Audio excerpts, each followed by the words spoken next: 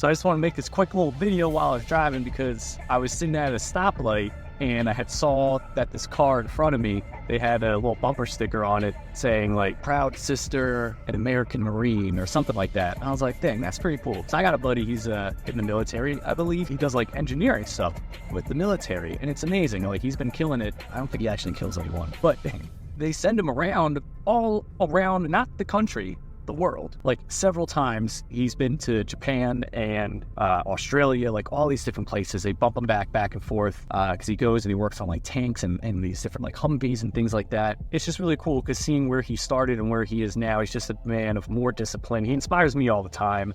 I remember one time I had asked him like, dude, like what's your secret for, waking up early and things like that? Because I find I like mosey about when my alarm goes off. And he's like, yeah, so what I do is when my alarm goes off, I get up and then I start my day. I'm like, no, that's what I'm asking. Like, how do you get up and you start your day? And he's just like, no, that's just what it is. Like, the point is the alarm goes off, then you get up. And I'm like, that makes so much sense. I don't know why I was overthinking it.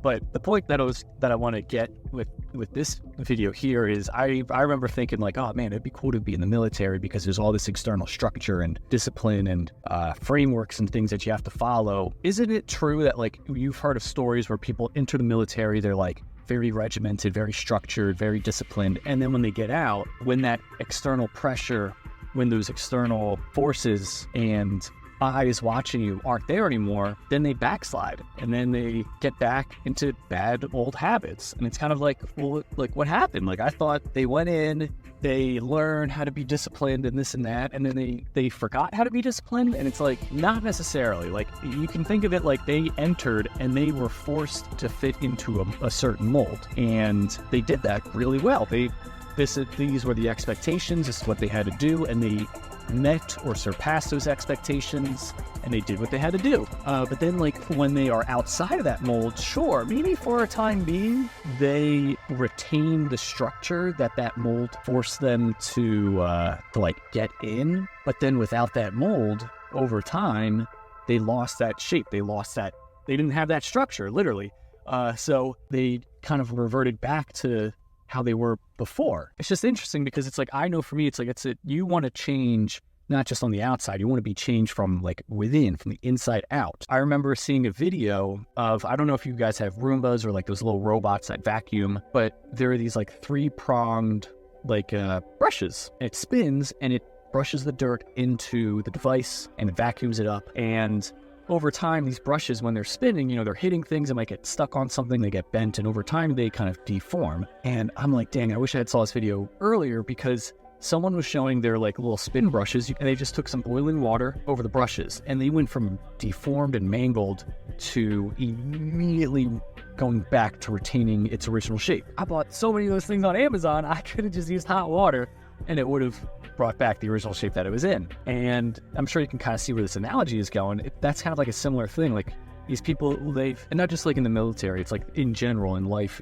for people and things, they get these external pressures, they get these external structures, but because they didn't change within, once some heat is applied, they revert back to their old shape. Oh, cool analogy, right? Like by all means, use the external structures, use outside forces to help you as like a tool, but don't let it be a crutch, because then like when those things are taken away, then you'll find out what your true character really is. So use those things to help to instill within you the thought patterns, the mindset, the discipline that you can keep without that stuff. I know in high school, a lot of people in football and sports and things nowadays, now of course I touch my hair and then I get distracted with it. All right, who cares?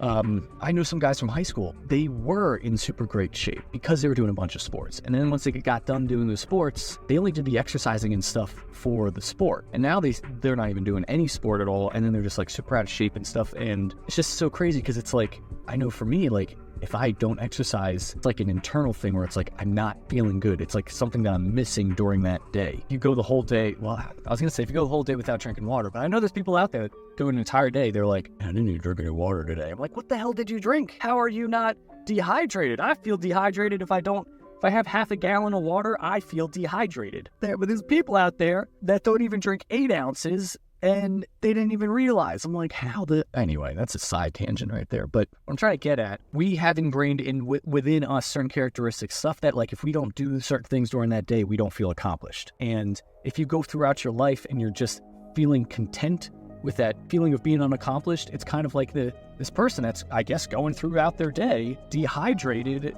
as their baseline. So then when they don't drink any water, it doesn't matter. They already are dehydrated. So it's like, don't dehydrate your spirit, man. Do within you certain things that you got to get done. Just focus on that stuff and get it done. Yeah, I got a little serious there for a moment, but feel that energy within you and do that. Even if it's just one thing. There's this concept of the $1 million day where if you imagine that you had a very rich uncle or someone in your family, they come up to you and they're like, hey, all that stuff you've been procrastinating on doing? If you get that stuff done today, I will give you $1 million. Like, imagine that. And it's like, you will find within that 24-hour period how to get all the stuff that you've been procrastinating on done. Whether it's going to your next door neighbor and asking like, hey, can you help? Or like a kid in the neighborhood, like, hey, can you do this thing while I do this other thing? Or like, yeah, wake up at 5 a.m. and you don't get done till 4:59 a.m. the next day in order to get those things that you've been procrastinating on done, or at least started. Like, so much stuff that we didn't even start that we're procrastinating on. We didn't even start that stuff. And it's like, you could do it. I'm telling you, think of $1 million day, it's amazing. But it goes back to discipline, it goes back to your internal habits. Don't be that person who, when the heat is on, reverts back that old characteristic. So that's all I got to say today. Got to go into work.